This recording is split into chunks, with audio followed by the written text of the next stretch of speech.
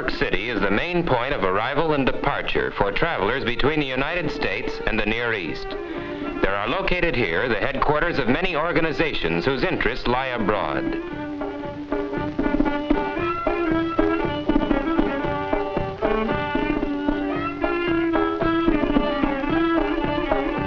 Such an organization is the Near East Foundation, which concerns itself with the problems of Near Eastern nations, including Iran.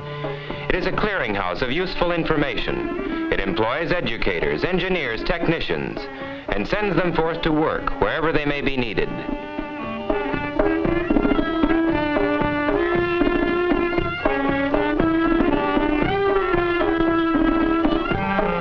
In Tehran, near the memorial to the great poet Ferdowsi, the foundation has its Iranian headquarters. From here, the foundation employees go out to the Varoman Plain each day. Their purpose is to work with the farmers, housewives, and villagers of the region, to help solve their local problems if they can, to help plan and carry out improvements or new projects which the people need.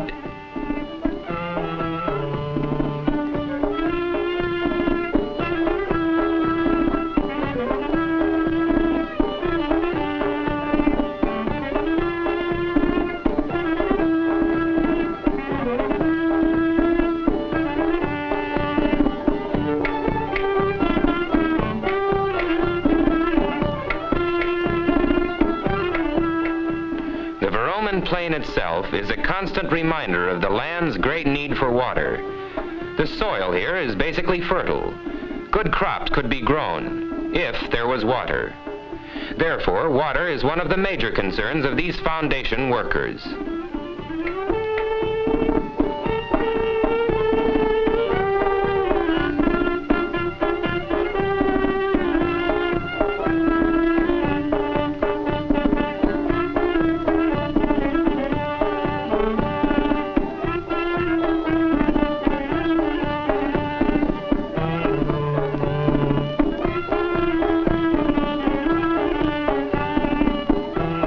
Villages along the road, the men of the foundation stop periodically to talk with the village leaders and to observe conditions.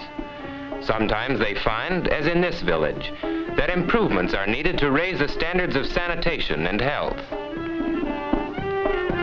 On the village stream, for example, they observed here a practice that is often harmful to health.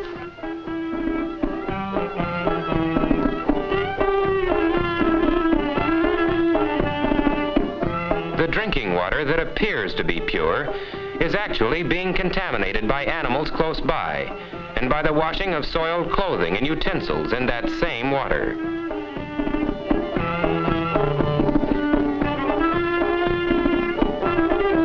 In this village, the children had not been vaccinated to prevent disease.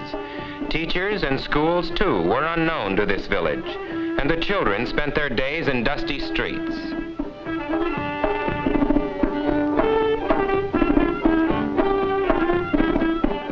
The diet of the villagers was inadequate for good health. Bread and tea or mast was standard fare. And the symptoms of undernourishment were visible, especially in the children. It was true the villagers were poor, but the men of the foundation knew they could nevertheless learn to make gardens and grow vegetables to improve their diet.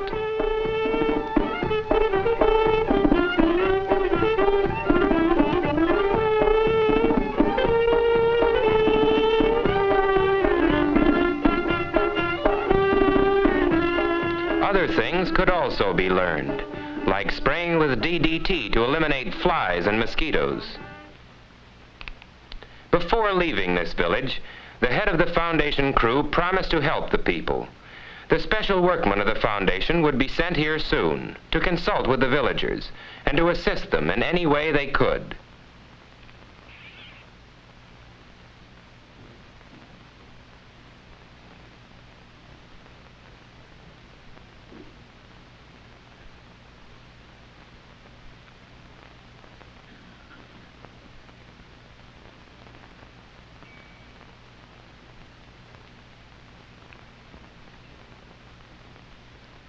The foundation car then drove on to the village of Mamazan. Here the staff has helped to create what in many ways is a model village. It is a result of much labor on the part of the villagers as well as the foundation staff. All who have taken part in its development are proud of their handiwork. Each day's work here is planned in advance. The combined knowledge of this group of technicians includes agriculture, construction, sanitation, irrigation, and engineering. Each man is responsible for one part of the program.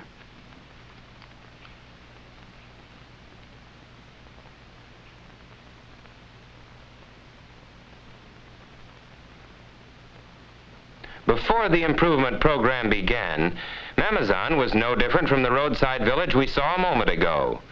There were no fields of flourishing crops here, no green vegetable gardens. But the potential was here. And once the life-giving water was brought up from the earth, the transformation began.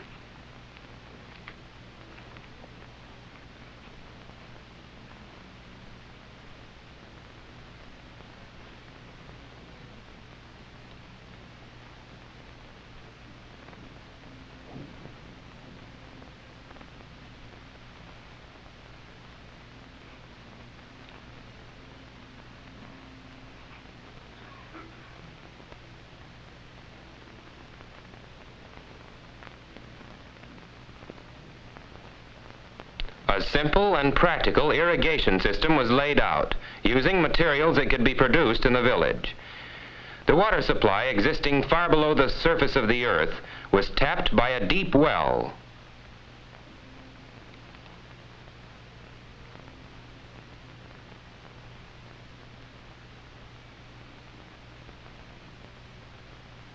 And a pump was installed to bring this water to the surface.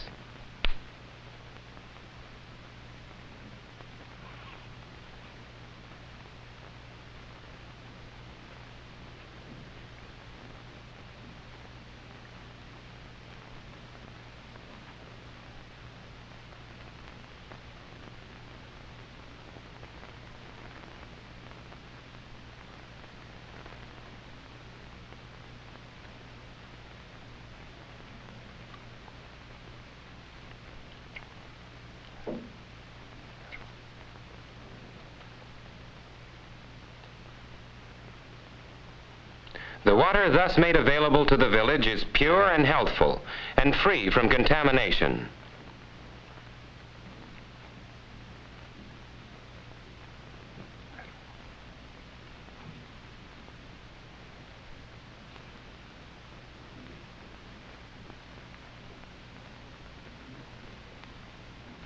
Water for washing clothes and for other purposes is provided separately, away from the drinking water.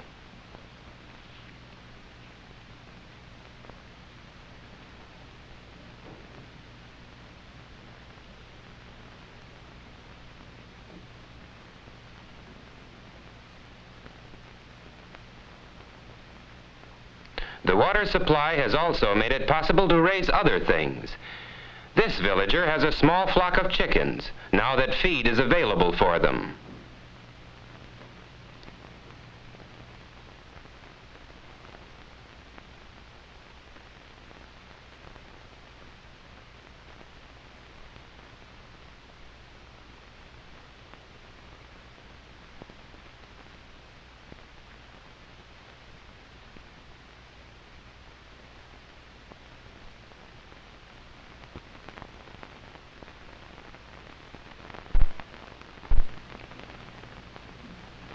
An ample water supply for field irrigation also has important effects. The bull and wooden plow are the traditional implements for turning the soil. The traditional season is early spring, and only then, because at other times the earth is too hard and dry. At best, it is a very hard job, and often the plow cannot go deep enough to properly work the soil.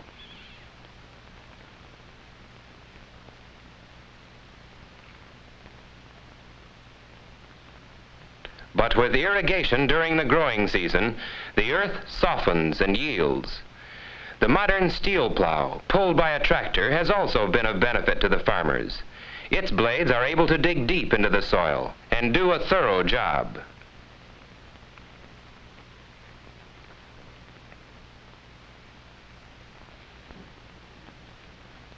It is the duty of one of the foundation workers to teach farmers here how to operate this equipment. They have learned it well and have seen how much more work a man can do with proper equipment and knowledge.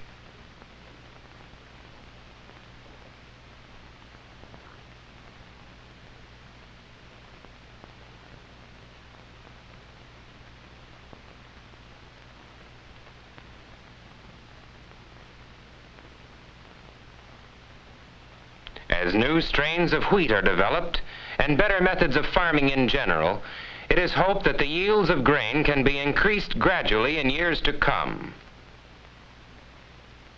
Meanwhile, the harvesting and threshing of grain usually follows traditional patterns of generations past.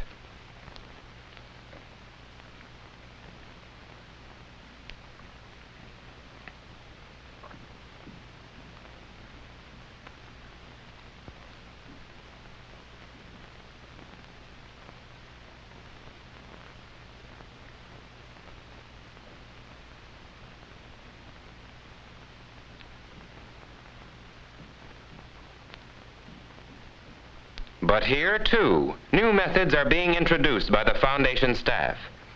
With this mechanical harvester, for instance, one man can do the work of many. Freed from much of the long, hard labor of harvest time, farmers can thus devote more time to other productive work, to the benefit of themselves and their families.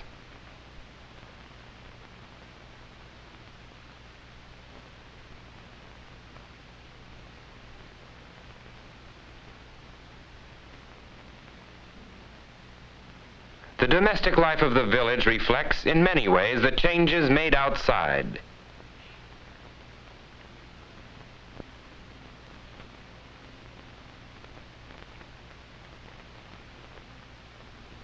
Living conditions have become more healthful and attractive. Flower gardens bloom along the walls.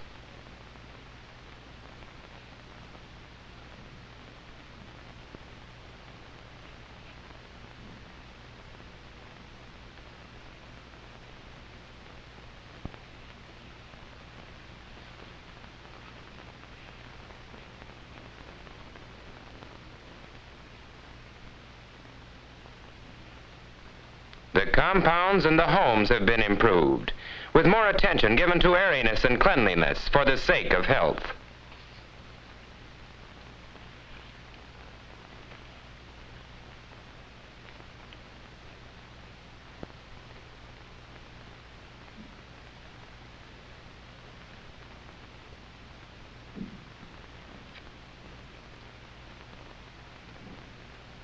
This is the village of Polast, a few miles from Mamazan. There has been established here a training school for teachers of agriculture. The school is operated by the Iranian Ministry of Education and supervised by the Near East Foundation. The school buildings are converted stables made into pleasant living quarters for the students.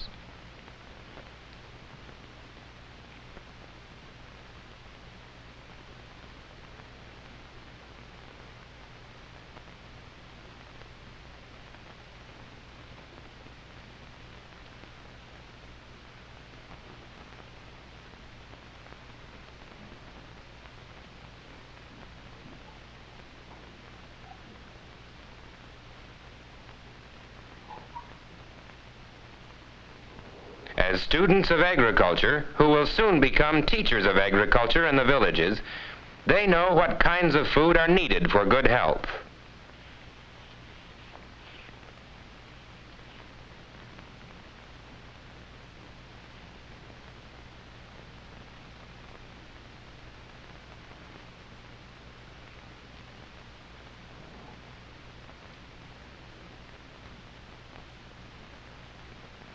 Their own meals include all the elements of a balanced diet, including milk, cheese, meat, and fresh vegetables such as carrots, cabbage, or lettuce.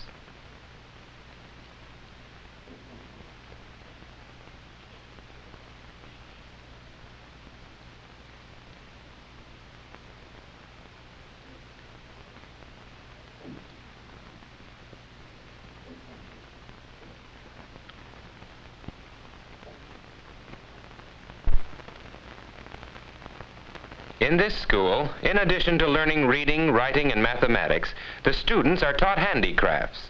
A knowledge of how to improvise needed articles out of wood or metal will be helpful when they return to their villages.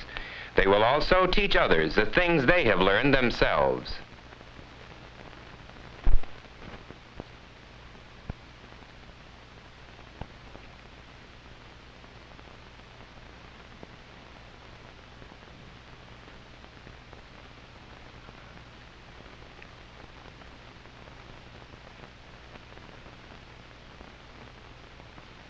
The uses and maintenance of the farm machinery is part of the students' training. Since mechanized farming is at a minimum in this region and machine parts are unobtainable nearby, they must know how to make repairs in the fields with their own hands. As more machinery is acquired by Iranian farmers in the future, these young men will be able to teach others how to keep that equipment in good repair.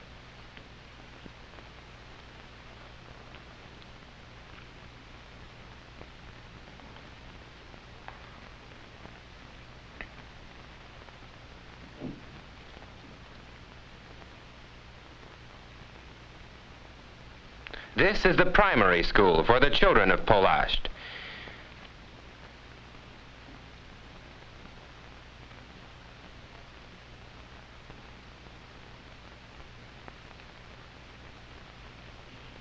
The students at the nearby Teachers Training Center take part in the educational and recreational program here. It gives them practice at their future task of leading and teaching the young.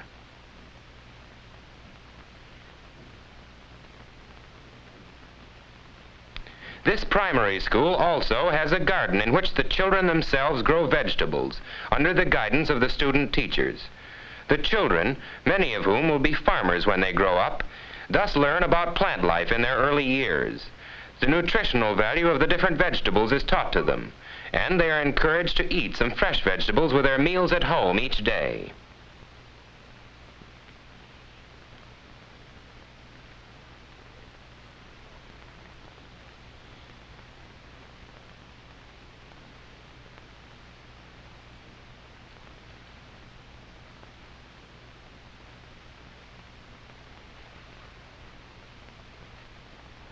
This is the handicraft shop for the children. Woodworking is one of the crafts they learn.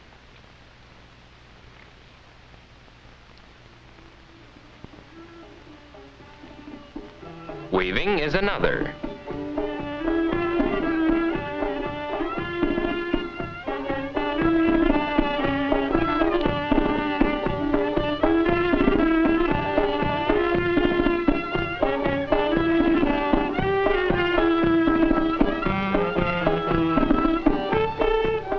Learn sewing. The workers of the foundation help the villagers in their constant fight against mosquitoes and flies. The weapons used are portable spray pumps loaded with DDT.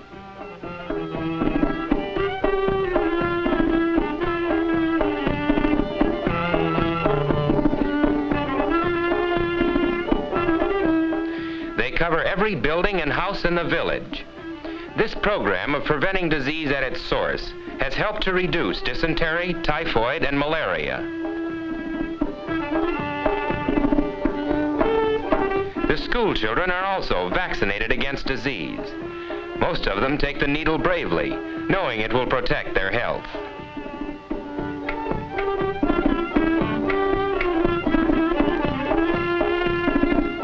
Thus, in Iran, the work of the Near East Foundation goes on, helping to solve those problems which are common to all nations, to render a little more fruitful the soil the farmer tills, to enlarge a little the capacity for production, to advance a little the standards of health, and in these ways to broaden the horizons of the generations to come.